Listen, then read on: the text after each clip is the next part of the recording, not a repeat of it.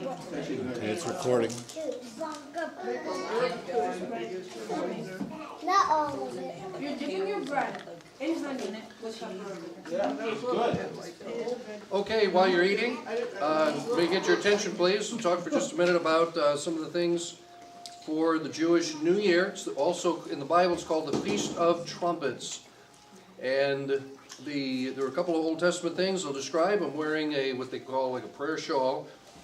In the book of Numbers, it talks about making tassels because on the four corners of your garment, because of people forgetting to keep the Sabbath day. So that's why you'll see some of the men will wear like a shirt that has them, or the prayer shawls always have these. This was one that came from Israel. And so I'm just wearing it just to be able to show that. I've got my ram's horn here.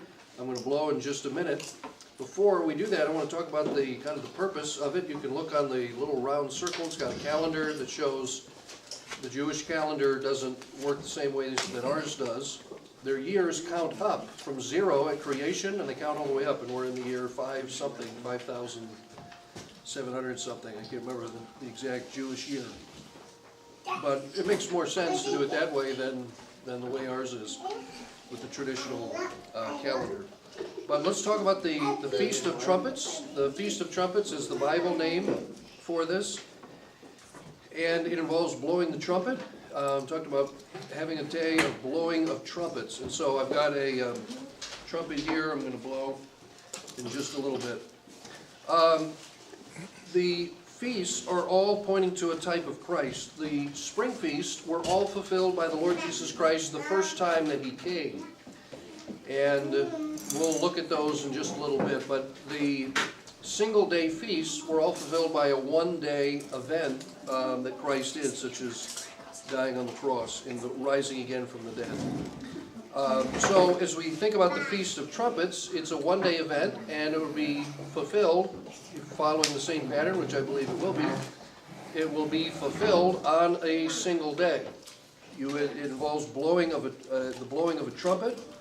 And what would happen is, in the time of Israel, the priests would go to the corner of the temple of the high outer wall, and there was one area that was raised up like a platform, like a retaining wall. It was extra high because of that. And so the priests would go to that corner, which is designated for the blowing of the trumpets. And so people would be out working in the fields. When the trumpet would blow, the ram's horn would blow, people would stop what they were doing immediately, and then they would come in to be able to worship on that day. Let me read a verse from Matthew 24. We won't get into multiple theories on what this is. I'll just tell you what I believe the fulfillment of the Feast of Trumpets is.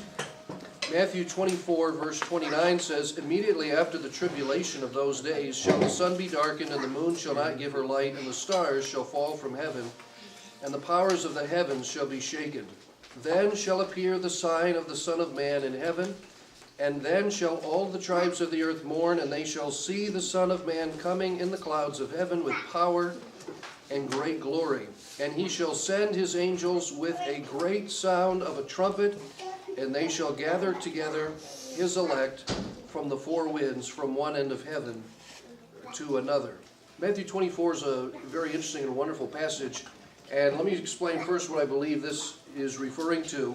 That the Feast of Trumpets is from the perspective of the nation of Israel, that there's two parts to Christ's coming. One is that He's coming to receive everyone who's saved and bring them back to heaven. But most of the book of Revelation, and the tribulation in particular, deals with Israel as a nation. And so what will happen is that when the angels sound with the sound of this great trumpet, it's marking Christ's return to the earth when He is coming back, and everyone will see Him in a public and a visible way.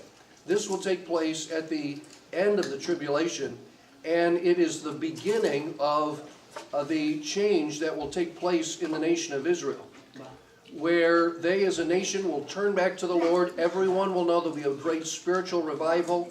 People, the other Jews, will be brought back to the nation. So it's an alarm. It's hey, get ready to worship the Lord.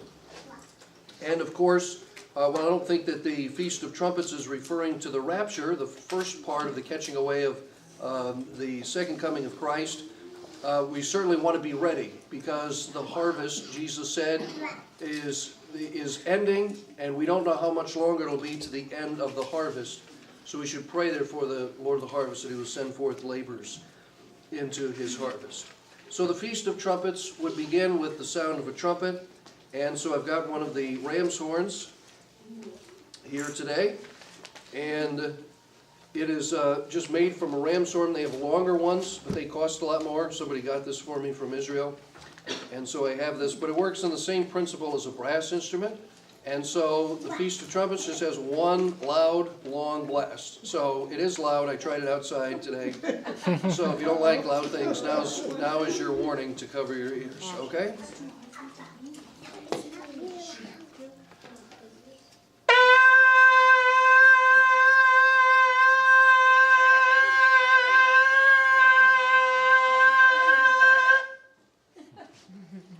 And then what are we supposed to do? And then if you're, what would happen is people would be working on the fields, they would immediately drop what they're doing, and they would come in, they would know it's time to come and worship the Lord for the Feast of Trumpets. So I believe that the sound of the trumpet with the angels will be bringing in the nation of Israel, that they are finally aware that the Messiah, who the Messiah is, and will then come in to worship him. But I think it's a kind of like a wake-up call that we need to be ready as well. The Lord is coming back again.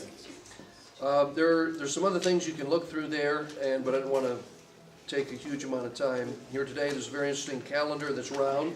I do want to mention some of the foods. These are traditional. They're not in the Bible.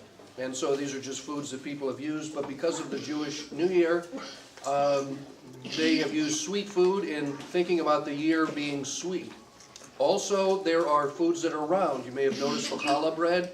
A lot of the challah bread is round, and we had even some desserts that were round, and it's remembering the year as being a cycle and things. So that's why that is done. The apples and honey are very traditional and very nice. Okay, in just a little bit, we will have a kid's story, and so we'll get some chairs set up over here. And so for kids, it's not very long, it's just a couple pages long.